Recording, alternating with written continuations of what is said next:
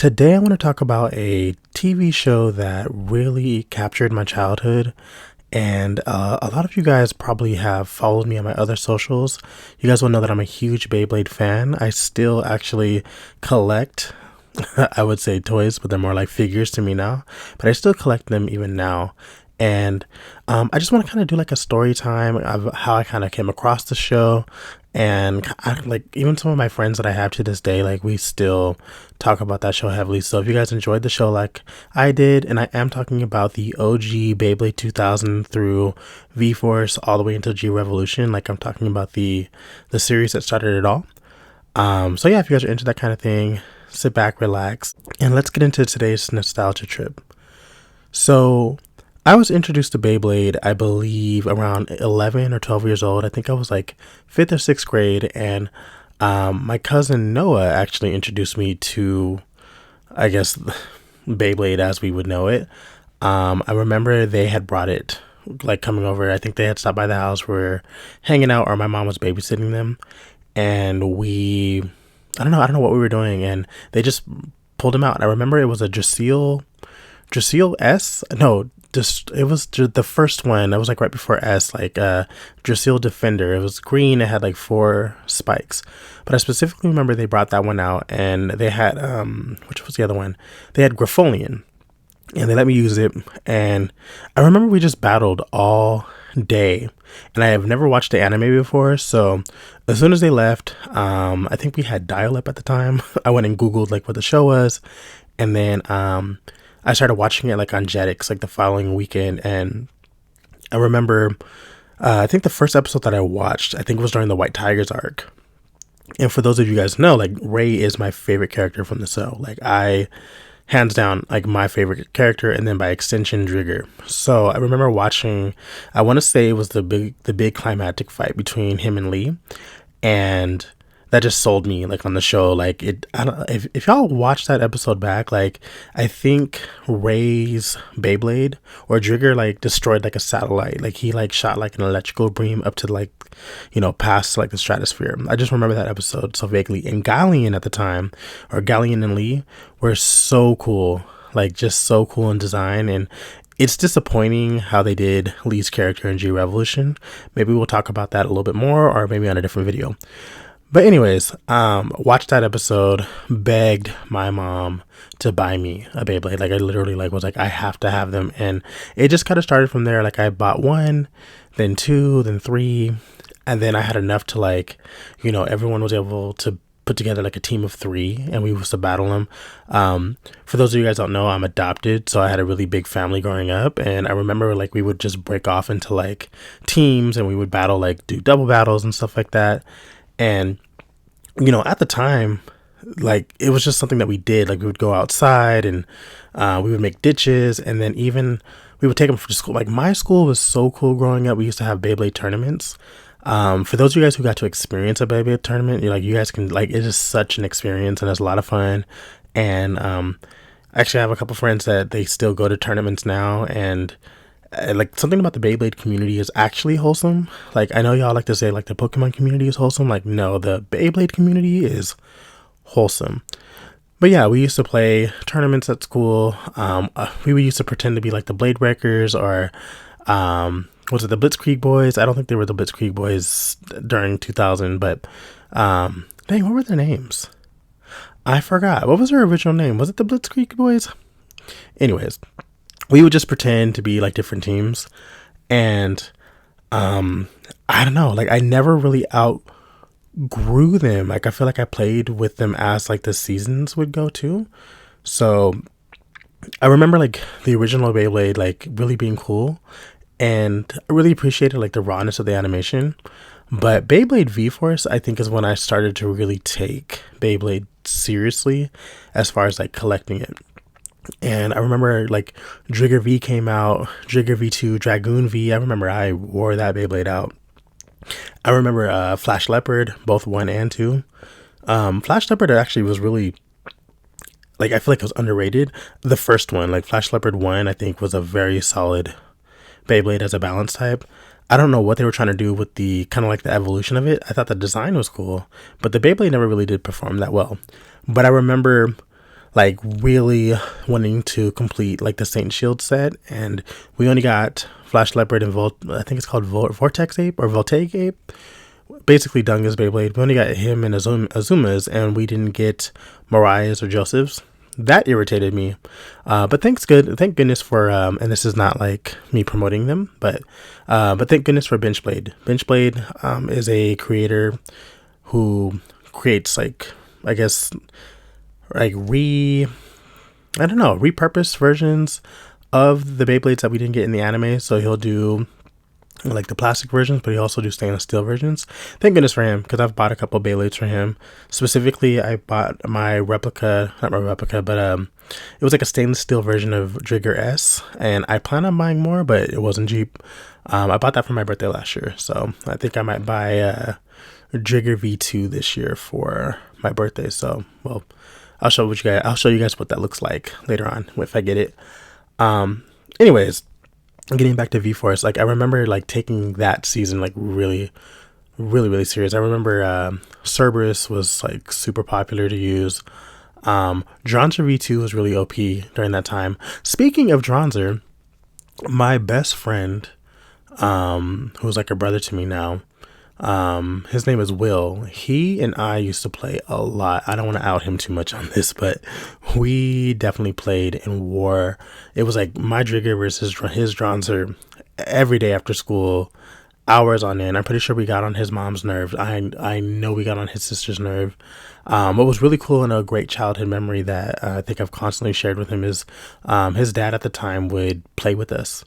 And not to get too deep, but like, my dad never really engaged in like my hobbies with me like that. So it was really cool that his dad was like down to like play with us. And like, it was just a lot of fun. Like he really would like play with us and holler and scream at them with us. And I just thought it was really cool. And, Will, if you do hear this, like I've always told you, like, that's been such a fond memory of mine.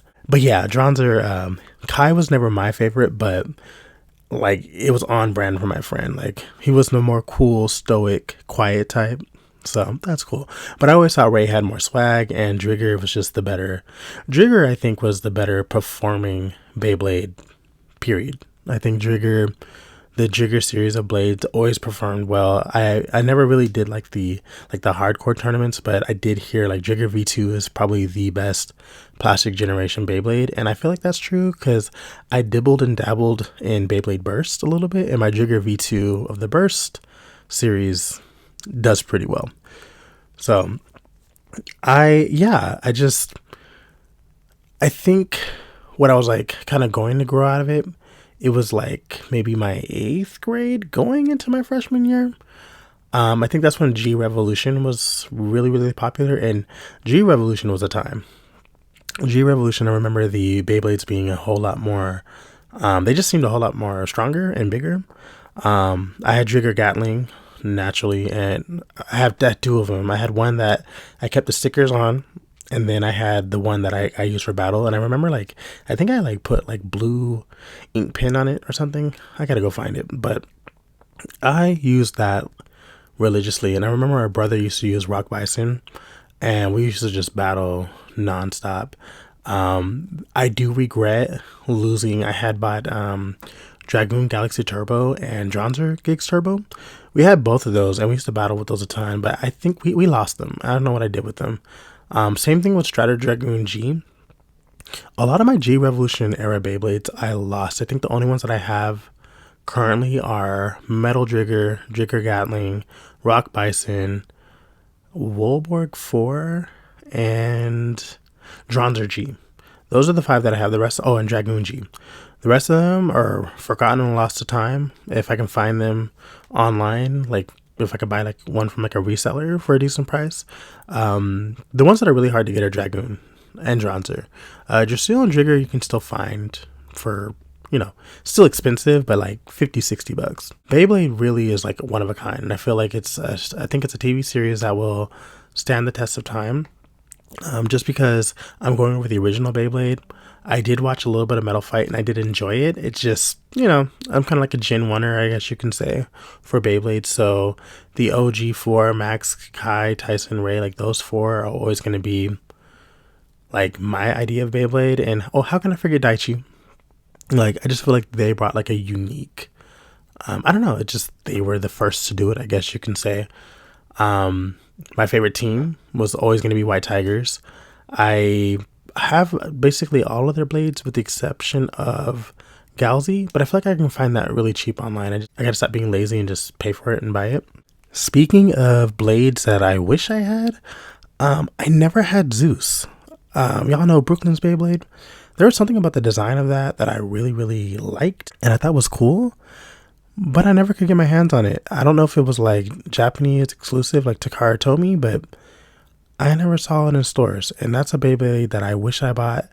I feel like it's like reselling for like $300 or $400, but that would make my collection if I could find one, because I wanted to have the final opponent of each season. So I had Talos Bulborg, and then I had Zeo's Cerberus, and then of course it would have been really cool to have Zeus, because then you can kind of do like the recreation battles. Just to kind of shift gears a little bit on this video, let's get back to Ray. I really feel like Ray was done dirty in G Revolution. I really liked his character in the first season. I felt like his win-loss ratio made sense, and then like his final battle was like a big hurrah. In V-Force, Ray wasn't like a bad blader, but he wasn't like the greatest. He kind of like, it was like a B as far as like his skill, but I don't feel like he was like depicted as like weak either. In G Revolution, I feel like his personality was kind of all over the place, as far as like usually he's like calm, respectful, but in this season he was a little bit more cocky, but also still kind. And I have a big problem with him losing to Jenna the Gale. I feel like he was robbed of like, it was clearly like supposed to be a win for him, and I think that he lost by chance. Because if you guys rewatch the episode, he was like, Jen was complimenting him on his skill, also letting him know that he's kind of predictable. And so Ray in the moment like adapts, and he was able to kind of turn the tide of the battle, but then he ends up losing. And I'm like, what? So we start off G Revolution and Ray takes an L. Then he battles Lee and he completely dominates Lee. Now, mind you, Lee, in my opinion, before G Revolution, was still depicted as a very powerful blader until he gets to G Revolution. And then like his personality does like a huge shift. He goes from like, I guess, overconfident and cocky, or confident in his skill, to second guessing himself and feeling almost like having imposter syndrome. Like, bro, you're at the world tournament, you're at the world championships, you were literally the best blader, one of the best bladers in China. You belong there, bro. But Lee has this whole character arc where he was like going back and forth with himself internally, and he is really the reason why they lost at least 2 of their matches, and I'll talk more about that. So he takes his first L from Jin, and then he beats Lee, and then they go into the world tournament and they finally get a win off of Tyson, and that one was kind of convoluted anyway, but I'm like, okay, not bad. Where I have my problem is them losing to the Barthaz Battalion. Why did Ray have to be the one to kind of show off them cheating? I get that each of the Blade Breakers needed like a story arc, but I don't know. I just felt really like about him losing to a team that wasn't like from the other 3 teams that were like Blade Breakers. You're like losing to like literally the weakest team. No shade, but Barthaz Battalion, they all sucked and they cheated to win. So they take an L from them, and then Ray and Lee are supposed to be like the best tag team, and then they end up losing to F Dynasty. And I feel like we were robbed of a really good Battle Royale 2v2. They could have just had them like duke it out, and we were robbed of that. And I feel like it kind of like, it's hard to kind of gauge how powerful Ray is during the season. And I think he got a little bit of redemption in his match with Max, Rick and Lee, because he seemed like he wasn't actually like very much in control that entire match. And like Rick was like the loudest, but Ray was like very much in control during that 4-way. And I feel like they just wanted to give Lee a bone. That's why he won that one. But Ray, I will say Ray and Max, their skill levels seem to be very comparable, right? So if anything, if they were to fought seriously, it probably would have been a tie anyway. I will say, I feel like Ray can beat Rick, but Ray would tie with Max. On the flip side, I feel like Rick can beat Lee, but he would lose to Ray. You see what I mean? Like, so I feel like it would just still be like a toss-up between their teams. So, where I get the most, like, I guess, satisfaction in his character is his face-off with Kai. That's Beyblade G Revolution episode 23, by the way. One of the best episodes, hands down. That episode felt like a Dragon Ball Z kind of situation. Like, y'all know, like, Ray literally practically turned into a Super Saiyan in that battle. I thought that it was choreographed well. I felt like both of them were like, the battle had stakes, you know what I mean? Like, it felt like it could go either way. My only complaint is they didn't need Ray to kind of like pass out and get tired to show that Kai, although they're equal in skill, Kai is just a bit more tougher than Ray. I don't think it was necessary for him to pass out. I think they could have literally skipped that segment out and just went right into, Ray really upping up the speed with Trigger and really pressing Kai, and then Kai like matching him right back, and then, Ray being forced to use Gatling Claw Maximum. I said that horribly. Ray using Gatling Claw Maximum versus I think Kai's final move was Blazing Gig Tempest. I feel like they could have skipped the passing out, and that match would have just been like etched in our minds with top tier. Like, I just feel like Ray passing out was just unnecessary, because why did he need to pass out? He could have just been more winded than Kai, and we would have been just fine. And then we don't really get any good matches from Ray for like the rest of the season up until the Bega arc, and we'll get into how that arc completes. But I did enjoy his fight against Tyson. I felt like it was paced well. I have no complaints. Some people say that he did better than Kai. I don't know if he did better than Kai, but I do feel like he showed that he's on the same level as him. And I will say, this is the part where Ray, Kai, and Tyson low-key seem like they're on another level than Max. But I think it's just because of Max's blader style. Max has never been like the flashy, big one-shot moves. But I will say, like, it just makes them look like they're just a little bit stronger than Max. But I know, like, that's kind of Max's shtick, is that people underestimate him, and then he's able to steal wins. So getting into, like, wrapping up the Bega arc with Ray, he fights against Crusher. Now, I will say Crusher has one of the coolest looking Beyblades, which I had at Giggers, and I don't know what I did with it. I'm telling y'all, I lost a lot of my G Revolution Beyblades, and I regret it, because they're really, really hard to come across, or they're really expensive to buy back, basically. But yeah, he fights against Crusher, and I'm of the opinion that match is one of the I know I said Kai versus Ray was right, but I'm gonna have to eat my words on that. Ray versus Crusher was insane. And what's even crazier is Ray was in control that entire match. Like, there was no point where I felt like he was going to lose to Crusher at all. And Ray was just so focused and in control. He's the only one, I think, out of G Revolutions whose match, like, he low-key seemed like the antagonist. You know what I'm saying? Like, I feel like the episode was narrated to where we would feel sorry for Crusher and root for him, right?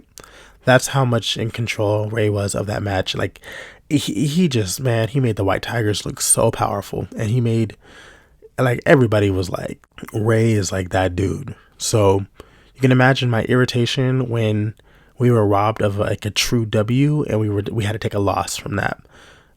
Spoiler alert, and I feel like this is like all spoilers. This show is literally like 15, almost 20 years old.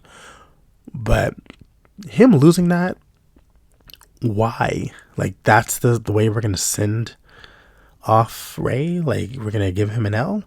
And I understand like the narrative, like it's like it would have been a draw if anything, or like had Ray landed in, like Giggers still would have like exploded. So yes, Ray would have won, but out of a technicality, he lost. But it's still a loss, and it's still irritating to see when they could have easily given Daichi the loss, give Ray the win, have Max and Mistel have them tie. Then on day 2, you could still have Kai versus Brooklyn, and then Tyson versus Garland. What's the math on that? I think they still win, but we don't get the Brooklyn versus Tyson. So I see how I see why they did it. But Ray's my fave, and I'm biased, and I wanted him to have a win, especially because of how cool Kai's send off was. I'm like, dang, Ray didn't get that kind of. He did get, like, his match was very much like Dragon Ball Z coded. And so he might not have gotten the W, but like you can't tell me that scene with Giggers and Jigger when they were like literally like grinding and like shattering like the concrete, and it was, explosions and stuff. You can't tell me that wasn't cool. So, long Ray rant aside, I hope that you all like can relate to how cool Beyblade is, and just like the nostalgia of it all. And like for those of you all who maybe are going on a nostalgia trip and you guys want to, recollect old things like Beyblade. I mean, I used to be into Gundam too. There's a couple other like, things that I'm sure. A Bakugan is like another one. So if you guys can understand and relate to that, like please like let me know in the comments, like if you guys have any Beyblade memories. Like I feel like we all have, moments, especially those of you guys who like played with them as a kid, where we're like launching them in crazy places. You know what I'm saying? So I would love to hear about all the things, and I appreciate you guys just listening to me, share the story time, and, hopefully you can relate to some of it, and, maybe learn a little bit more about me. So if you guys like content like this, I don't just talk Beyblade, I kind of talk everything and put it out there. And if you like it, great. So if you guys like this style of content, please subscribe, share it with your friends, and I look forward to seeing you guys on the next video.